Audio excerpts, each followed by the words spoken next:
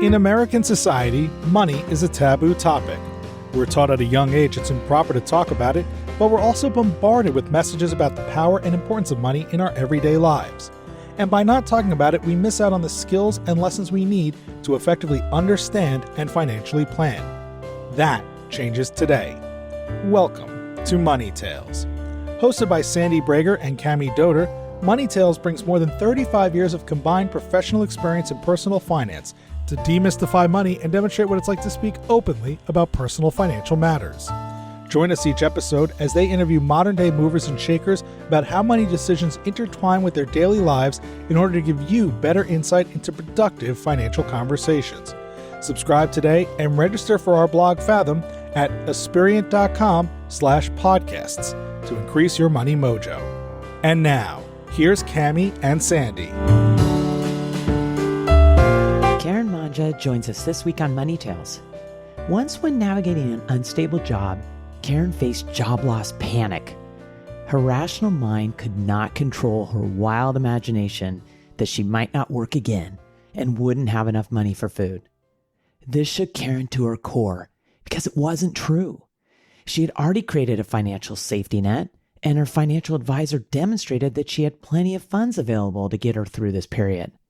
As Karen shares in this episode, she learned a very important lesson from this experience about the difference between her head and her heart when it comes to money.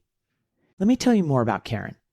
She's an internationally recognized thought leader whose TEDx appearance, keynotes, blogs, and books reach hundreds of thousands of business leaders each year.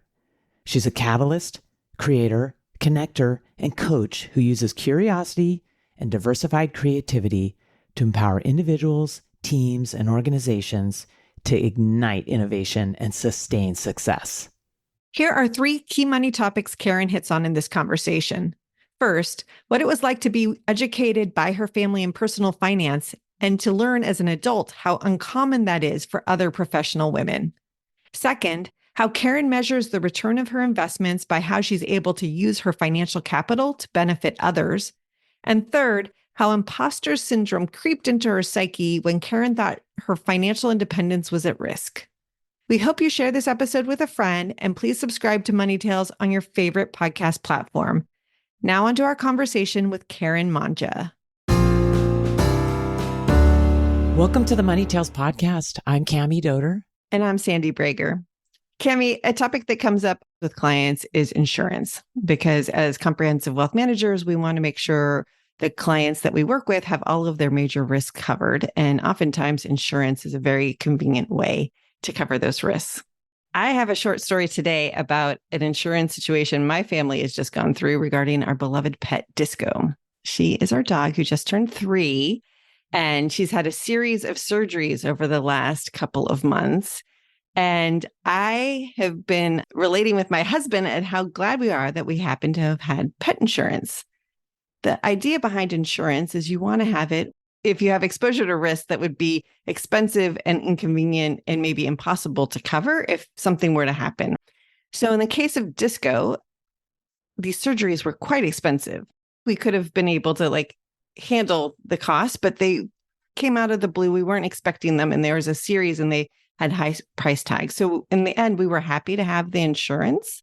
But I remember when we first got her, I was just uncertain about whether we should get it or not. She's our first pet. We haven't had any experience. We don't know how expensive pets were. It was really helpful for us this week. Oh, poor Disco. Pets are expensive. They are so expensive. And I'm glad you brought this up because it's easy to not consider insurance. But I do know from talking to any dog owners in particular, they're always taking them in for something. The key is really to pay attention to the premiums that you're paying relative to the overall coverage to make sure the math works out. Make sure it makes sense.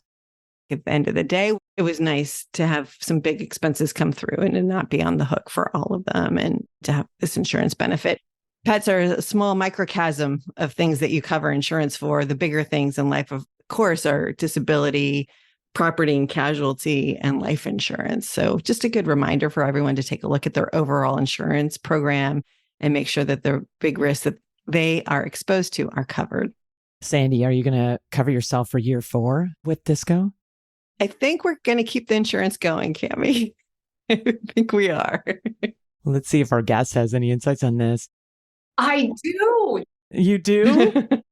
I am not even kidding you when I say I have spent the last couple of weeks reviewing my own insurance policy. I knew the renewal was coming up, and I've been the default person that has stayed with the same company for years. And the last time I really looked at my insurance coverage candidly was when I moved to a new home. And that was in 2017.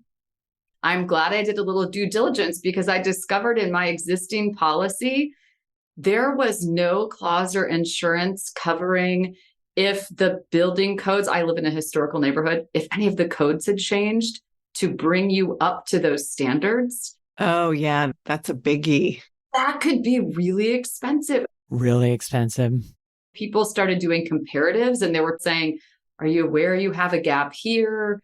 Are you aware that if your basement floods, you don't have any coverage for that? And I thought to myself, I'm a thinking adult with a job.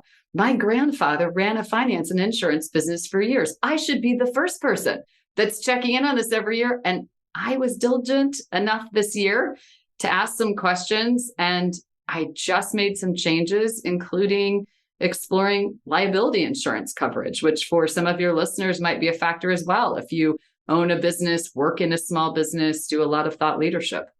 I'm so glad you brought that up because insurance is really important, but it's on autopilot. Those premium invoices come in and you might see them or they might just be auto debited. So good for you for taking a step back. It is a really good idea for everyone to check their insurance at least once a year.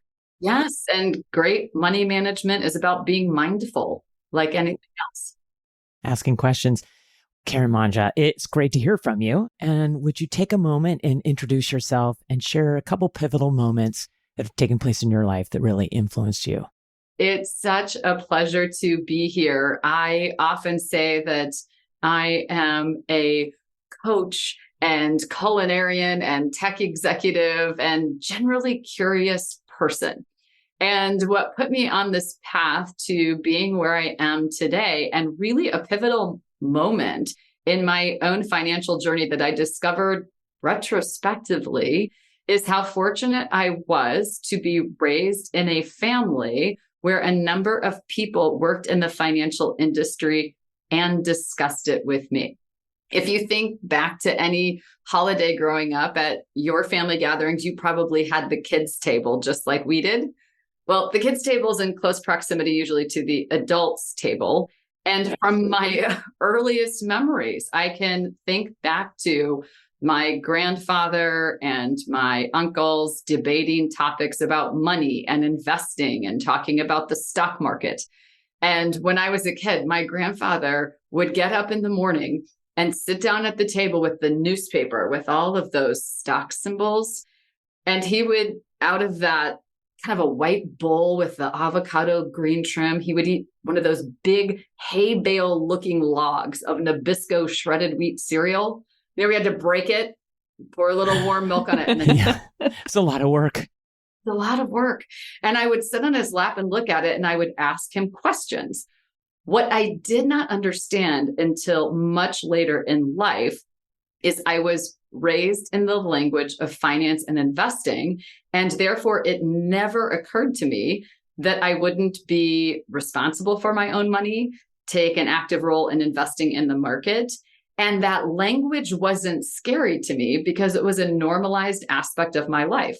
My father was in the banking business. So same, we would have to count money and learn about turning all the dollar bills the right way. And we learned about budgeting and being frugal. And my parents would go to the grocery store on triple coupon day.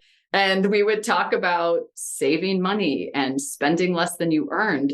And it wasn't until truly I got into more of an executive level role and read Whitney Johnson's book, Disrupt Yourself, where she dedicates one chapter to women in money management, making this less scary. And I was shocked when I read how few women invest in the stock market or are investing their money in any way, shape, or form, other than it's just sitting in a savings account. And she said in there, I'll never forget this, ask some of your female friends who earn more money than you what they've done with their money.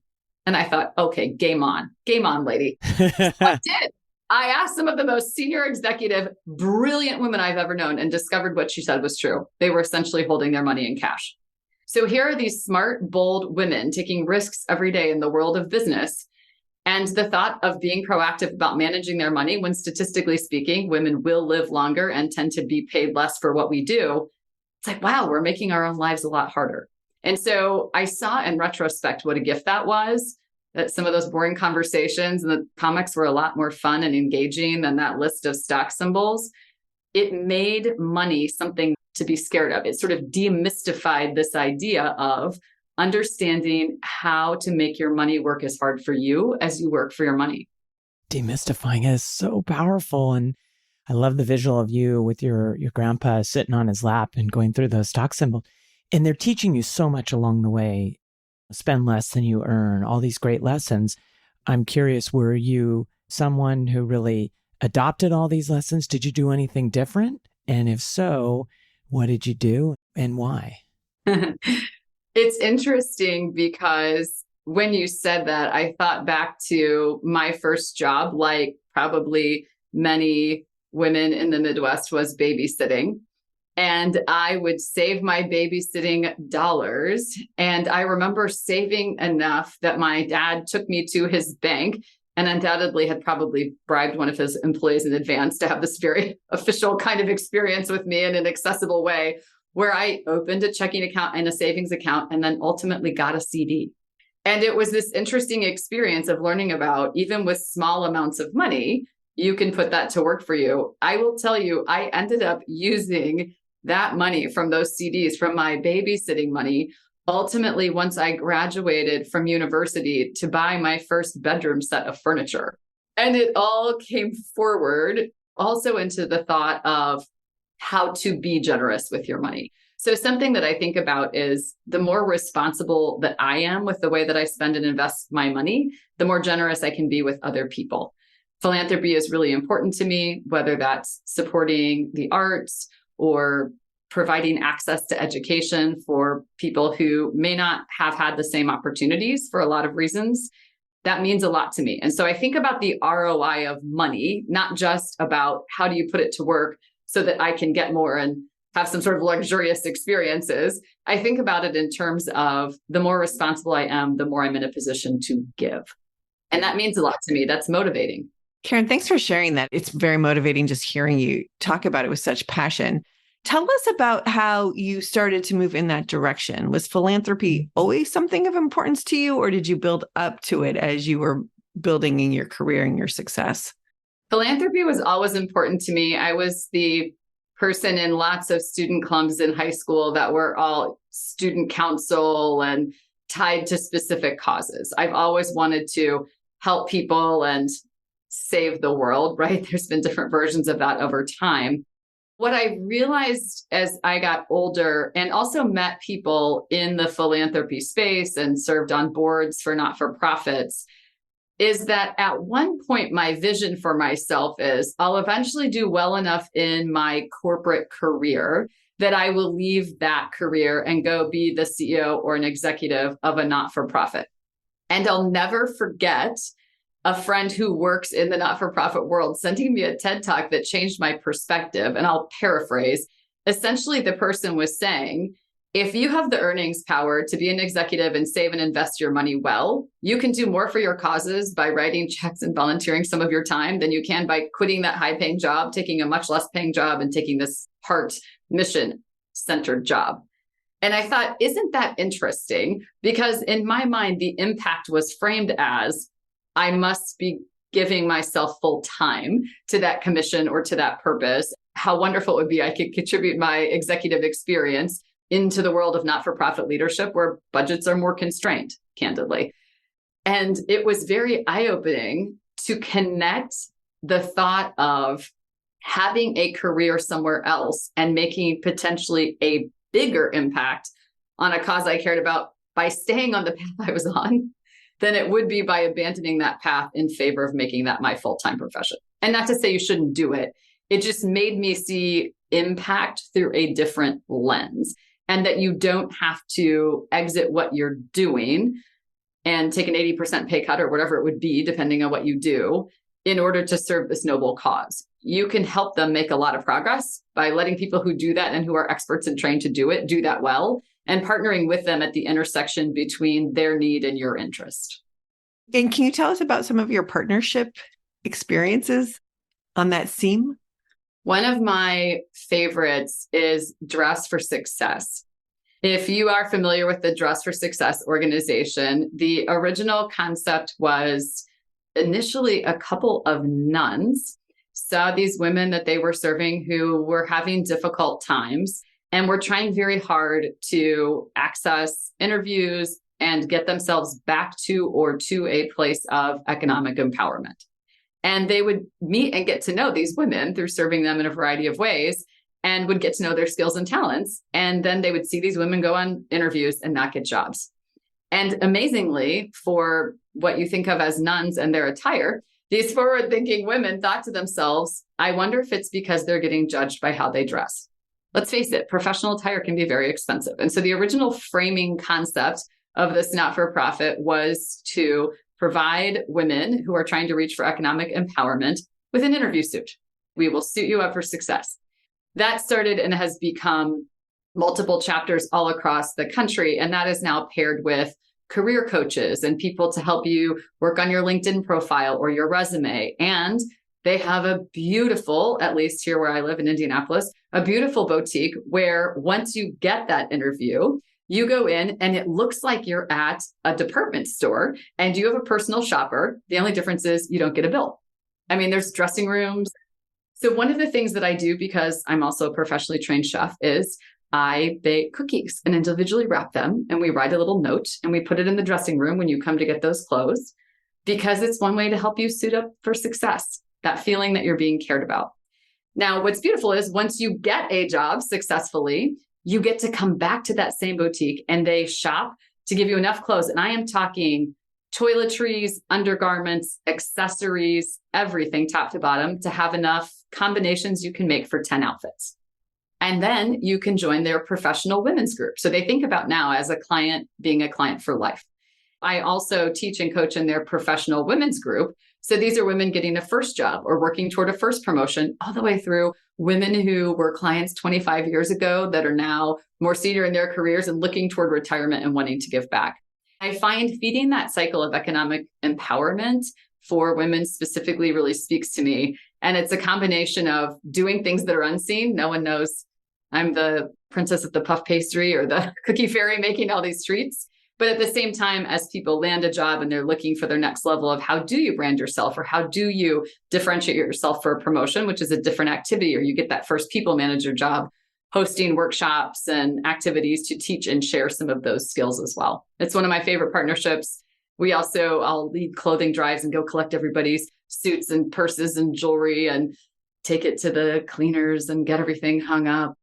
Being a part of that is really meaningful, along with doing financial contributions. Karen, I love this story. It's bringing to life all the things you talked about, what you learned. You've done a lot of things. You're a professional chef. You've been in tech. Describe your career and tell us, were you motivated by money? Was that the primary driver? I told you I wanted to work at a not-for-profit. So that's probably an indication that it wasn't. And when you were saying that about career and being driven, something that I appreciate about Dress for Success is one of the modules they have in the professional women's group is about financial literacy and budgeting. And the last time I spoke for an event there, at the end of the evening, they hand out these recognition awards. And we gave a standing ovation to a woman who had completed their whole budgeting and financial literacy series of classes and had paid off 6 bills. We stood and gave her a standing ovation. I thought, isn't this interesting? I mean, if no one taught you about that, that weighs us down in big and small ways. And it can be very proportional to your situation as well. I thought, isn't that great? What would happen if every time you bought a stock or saved money or paid off a bill, someone stood up and clapped for you? You'd be very motivated to keep going and apply that knowledge. I have always been a strategic thinker and I love to learn. As I thought about my career initially, I thought I wanted to be in music education. I am musical. You can do everything, Karen. Really? I can't play sports. So people always say, what can you not do? I'm like, sports. You draw the line there. But I've always loved storytelling. I've always loved people. I've always loved problem solving. So I like to learn new things. And what I've discovered about myself over time is I am not motivated by mastery. So I don't need to be an Iron Chef. I just want to be a chef. I don't need to be a chief revenue officer. I've been a sales leader. So I'm more motivated by discovery than by mastery. And that's part of how this complex web of experiences works for me. And I will tell you, in the entrepreneurship world that I'm in now, every skill I've ever built and every person I've ever met is wildly useful. It's like I have every job I've ever had all at the same time. What motivates me is learning, discovery, problem solving, and the opportunity to make an impact on people. And so that started out early in my career at AT&T in project management. I'm an organized person. You need to communicate. Great. Very quickly, I was offered a sales role, which felt scary because I didn't know anything about sales. And it felt scary because I didn't work with people who had commission-oriented jobs. So it felt scary to me. I would risk part of my pay, even though I could work very hard. I might make less money. And so I worked with some executive mentors and folks through that process. And what I discovered was I really liked learning about problems businesses and people were trying to solve and thinking about how our solutions could help them. So I guess you could call it a business not-for-profit concept in a sense. You think about helping, thinking about making an impact, thinking about storytelling. After I had done enough sales and sales leadership across AT&T and Cisco, I thought to myself, what else? Because I love to learn. And again, I'm not motivated by mastery. So doing one job and then going all the way up the stack to become the very best and the top at it is not inspiring to me. And so I was able to take that experience and do a little bit of a shift toward leading the partner experience team and also ultimately the customer experience team at Cisco. This was the benefit of everything that you learn in sales and leadership is helpful because you need to get curious about the problems to be solved. It's just that now you're learning operations because a lot of what you hear involves operationally making some adjustments or changing how we go to market. So that was my opportunity to move into strategy, move into operations. And I found I really liked that. Once I got far enough with that and I was leading customer experience globally for Cisco, they started asking me to talk about what we were doing. How did our customer listening work? How did we make improvements? And we were doing some pretty innovative things with building a center of excellence. That led me to start blogging about what we were doing and then to start speaking about what we were doing. And that's ultimately how Salesforce found me and asked me to come lead market strategy and thought leadership and customer experience there. So you're just doing stuff you're really passionate about and finding successful. And I think about this, I know when I'm starting to feel a little stale, like I'm not learning something new and I don't feel as excited about it. That's my internal compass that says, maybe you need to learn something or get a new challenge. And it doesn't always have to be at work. That can be going to get a degree from culinary school. That can be getting more engaged with a not-for-profit. It's just, I need to stimulate myself to be the best version of myself. And through that journey, I think about very often education, experience, and exposure. My framing on it is, what do I want to learn next? Who do I want to meet next? And what do I want to try next? Even if it's just, I'm going to shadow somebody or sample a little bit of something, I kind of frame it up that way. I've never been a person that's had this single job title outcome. I like to learn things. I like to meet new people. I like to try new things. And I'm very focused on how I feel when I'm in those interactions. If you're just chasing the money, you might take that job if it looked like it paid really well. I love hearing about your career history and how you've built all of your different skills and interests, and it just keeps building and spreading and moving. I'm curious, Karen, what has been your relationship with money? Because you said you haven't been motivated by money. I'm wondering what role money plays in your life, aside from the philanthropic aspects that you've shared already. I associate money with how you keep yourself safe and independent. And that came into focus for me at a time when I was working in a situation with a very unstable boss in a somewhat unstable team and function inside of a business. And for the first time in my life, it occurred to me that that form of employment could potentially end or get substantially disrupted in a way that might change my cash flow. And it shook me to the core in a way that actually surprised me and made me get more curious and examine much deeper my personal relationship with money. At the end of the day, I had done everything every expert or financial coach would advise you to do. I had maxed out my 401k. I live below my means. I save money. I'm debt free. All of the things that you talk about, I have the emergency fund for longer than they prescribe it to be. And what I realized and learned in that moment, even after sitting down with my own financial advisor and accountant, they could take me through all of the numbers in the world and explain to me, hey, if this unplanned disruption does happen, you have this amount of runway before you would even have to start doing anything dire. And then after that, it's really not that dire for this much longer. And I could not internalize that in any way, shape, or form. It shook me down to the level of I was picturing myself never working again, not having enough money for food, even though it wasn't true. So I learned a very important lesson about the difference between your head and your heart when it comes to money. We all do have some emotional tie to money in big and small ways. In my case, it's the ability to continue to be independent and to provide for myself. And I don't have a trust fund coming. So there's not some outside source that just kicks in if life doesn't go really well for me. I had to get much more curious about where did that come from and what beliefs was I holding that were keeping me from my normal, very logical mode of being able to say, the numbers add up to this. Smart people who do this for a living have given you these facts. And to me, the facts just felt not true, no matter how much data you could put behind it. Karen, I'm so glad that you're sharing this. I can think of a couple of female executives that I work with who have experienced the exact same thing. I'm wondering, how did you move forward? And where do you think all of that was coming from? I will tell you, it started with heart palpitations and nightmares and like waking up with a sweat in the night and radical budget cutting and oversaving, a bunch of panic behaviors, frankly, because I was confronting a fear.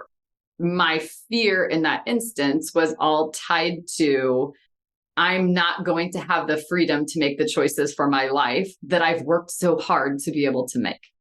And I'm potentially going to have to go back to a set of circumstances that I felt less choice and less autonomy in and less healthy in. And so for me, that was about having some conversations with my financial planner, who isn't the warmest, fuzziest person on the face of the earth, and for some strange reason pivoted in that moment to talk through some of those issues. And I thought this was very wise. He said, part of my job as a financial planner is to understand everyone's emotional relationship with money. And we talk about this sometimes as I'm getting closer toward retirement age. I'm not there, but it's in closer horizon than my first job. He said this to me more than once. By the time you retire, if you continue doing what you're doing, you'll have money to be able to retire. The question is, and he said, this is why I try to get inside of the heads of all my clients, their feelings about money. When you stop getting a paycheck, how are you going to feel about spending money when there's no more money coming in? For some people, they won't notice. They sort of never notice that it's not in balance. And for other people who are sort of hanging on to every penny and conscious of it, retirement to them is a time when now, even if you could afford your same lifestyle, you must tailor it down because you will run out of money. This is a very scary thought. So Karen, what was your answer? I thought to myself, wow, that's kind of a provocative thought, especially against the landscape where there was a near-term horizon event that could happen. And I spent a lot of time talking to mentors and counselors and people that I trust about what was that tied to. And for me, it was the feeling of, I'm the oldest child, I'm very responsible. There's, again, not some buffer safety net that exists somewhere in my network or life of someone's going to come in and write some checks for me if this doesn't work out. And for me, it was really, once I cut it all the way down, kind of my version of imposter syndrome. It's like, aha, it's true. They were eventually going to find out you couldn't do it on your own. And it was the most shocking discovery because I'm not rolling around in my everyday life with huge amounts of imposter syndrome, probably because I like to try things and learn things and don't need to master things. So I feel like, I don't know, you learn something, it'll work out. It was sort of my version of imposter syndrome. It's like, aha. So if you stop making money at that level and then have to cut this thing back, I mean, what will people think? I mean, you've come this far and you've achieved all of this. You've been so successful. What was it all for? It's true. It finally caught up with you. They finally found out. They were right. We all have this voice in our head. We do. And thank you for bringing it into this conversation. I think this is really important. Have you learned to move past the voice? Yes. The thing I think is once you recognize that that voice is there and what it's telling you, what I've discovered is you have an opportunity to intercept that voice more quickly when it shows up. I mean, it will always be a part of you in some sense. What I notice is I can catch it sooner and say, is that true? Who would you be without that story? I mean, truly, when I think about, is that true? At that point that I was telling you, I mean, I had this thought, which is so bizarre when I say it out loud, but we all have these moments alone in our heads. I was like, I will never work again. And I'm talking like, not at Walmart as a greeter, not as a barista, not as I was like, I will just never work again if this happens. That's not true. It's very bizarre to think that that's how far the scenario had gotten in my mind. And now if I have that thought, I mean, I work at a startup, although we're doing great. I mean, we could go out of business in a week through some bizarre series of circumstances because startups are that way. We're not on that path. But I thought to myself, if that happens, if the very worst outcome that I picture happens, yeah, I think I'll probably just go find something else to do. Maybe take a little time off, have a little breather, and I'll probably just go do something else. That would be okay. And I thought, wow, that's progress. Good job, self. It's huge progress. Because you have those minutes with our CFO and it's like, oh, wow. Yeah, we got to close some deals or whatever that looks like. And then you have the thought in your head, I'm an executive. That's probably expensive. They'd probably have to cut me. Okay, that's probably fine. I'll just go find something else. You're resourceful. Yeah. It's so interesting. The story is so powerful. We have these voices and we've heard from other guests, a way to tame them is to name them. I'm curious, have you ever named your voice? Oh, absolutely. Yes. So I first of all think of Judge Judy because we all judge ourselves, circumstances, and others. And we think people are doing that to us too. So I'll be like, oh, Judge Judy, there you are. And I hear it show up in minutes where like maybe other people are having a life disruption. And I think, well, at least I'm doing better than that. And I'm like, you know what? You were there just a few short years ago with this exact same paralyzing set of thoughts. Hi, Judge Judy. There you are. Absolutely. And then the other one, I call her Connie Controller because it's like, I must control everything at all times. And therefore the world will be a completely wonderful place. If I could control the stock market, what happens at a startup, what my family says to me when I'm tired, whatever that looks like. So I just say Connie Controller. It's like that feeling that if we control everything, it's all going to be okay because everything will go according to plan. And something I've discovered about Connie Controller is her downside, which is sometimes when you must control something and have it be exactly the way that it has been planned, you missed out on a way it could be better, like less effort, more fun, more enjoyable. You could connect with people in a better and different way if you could just sort of let go and go with the flow a little bit. So yeah, I try to recognize it quicker. Like anyone, I'm not 100%. I do try to do a quicker intercept and reset on that.